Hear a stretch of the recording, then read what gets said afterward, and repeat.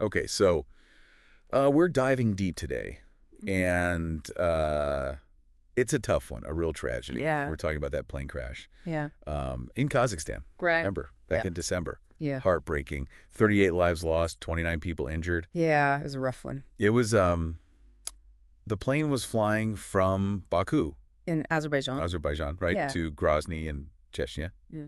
but it had to divert to Kazakhstan, Mm-hmm. and that's where it crashed. Well, landed. Trying to land. Yeah. So, the big question, obviously, is what caused it? What happened? Yeah. And it's a real mystery, isn't it? We got all these conflicting reports. A lot of speculation. Yeah, exactly. A lot of speculation, and one theory in particular has really got people talking. Yeah. One pretty bold claim. Yeah, it is. It's Leon Panetta, Oh, wow. Yeah. former U.S. Secretary of Defense, former CIA director. He's come right out and said he believes that plane was shot down. By a Russian air defense system. That's his theory. Yeah. It, what do you make of that? I mean, he's not just some random guy on the internet, right? Right? Exactly. When someone like Leon Panetta says something like that, you gotta listen. I mean, he's been in those rooms. He knows. Yeah.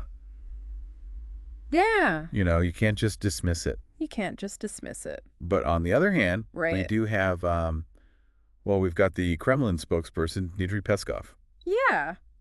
He's saying, hold your horses, everybody. Let's wait for the official investigation. Yeah. Wait for the facts. Don't jump to conclusions. Which, I mean, that's fair enough, right? Absolutely. Always a good idea to wait for the facts. But then there are the survivor accounts. Right. That's where things get interesting. Yeah. Yeah, I mean, some of the passengers and crew, they reported hearing loud noises, like something hit the plane, External impact. external impact. Exactly. Not like, some kind of internal explosion. Right, which is what the Kazakh officials initially Mhm. said, right? They were talking about an oxygen canister explosion, I think. Something like that, yeah. But those survivor accounts, They're pretty chilling, I got to say. they do make you wonder, don't they? They do. And, it's not just the people who were on the plane. We also got this Azerbaijani minister. Right. Haven't named him yet, but Right, they're keeping him anonymous for now. for obvious reasons, probably. Yeah, probably. But he's also hinting at the possibility of a hit by a Russian air defense system. Citing expert analysis, too, so he's got some backing for that claim. Right, right. And then there's Caliber, that Azerbaijani news website. Yeah. They've come out with this report claiming that their preliminary investigation, unofficial, but they're saying it points to the plane being brought down by what was it? A Pantsir S? A Pantsir S, yeah, which is a Russian Air defense system. defense system. And they even suggest that that Russia might have used electronic warfare to make the plane invisible to radar. Wow. Yeah, I know. It sounds like something out of a movie, doesn't it? It really does. But for those of us who aren't, military experts, Right. can you break it down a bit? What exactly is a Pantsir S system? Okay, so a Pantsir S.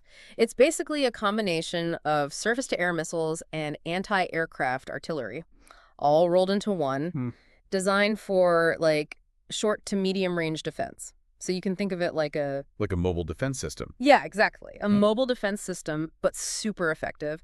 And the electronic warfare part, that's where it gets even more complex. Yeah. Basically, they're using electronic signals to mess with the enemy's radar so they can disrupt it or even make it show false information.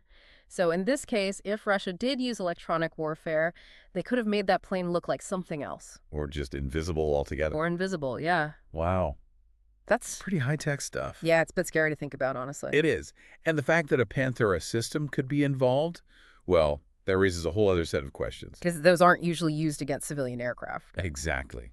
They're not. So where does the investigation go from here? What's happening? Well, it's ongoing. They've got officials from Kazakhstan, Azerbaijan, and Brazil. Right, because of Embraer. Yeah, Embraer, the company Well, that made the plane. Yeah. They're involved, too. So we've got these conflicting narratives. We've got survivor testimonies that seem to point to an external impact. And then we've got Leon Panetta's statement. It's a lot to process. It is. It's a lot to process. What are we supposed to make of all this while we wait for the official investigation to wrap up? I think the biggest takeaway here is that it's complicated.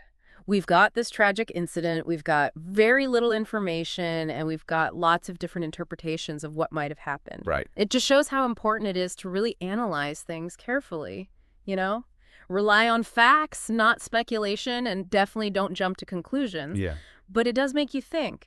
If it turns out that a Russian air defense system was involved, what does that mean? for the region, for international relations, for Russia, Yeah. it could have some pretty serious geopolitical implications. That's something to really consider as we wait for more answers. Yeah, it really is. This is definitely a story we'll be following closely. Thanks for breaking it down for us. Yeah, of course. And to all our listeners out there, stay tuned. We'll keep you updated as soon as we know more. We will. Thanks for joining us on The Deep Dive. See you next time. Bye for now. Bye.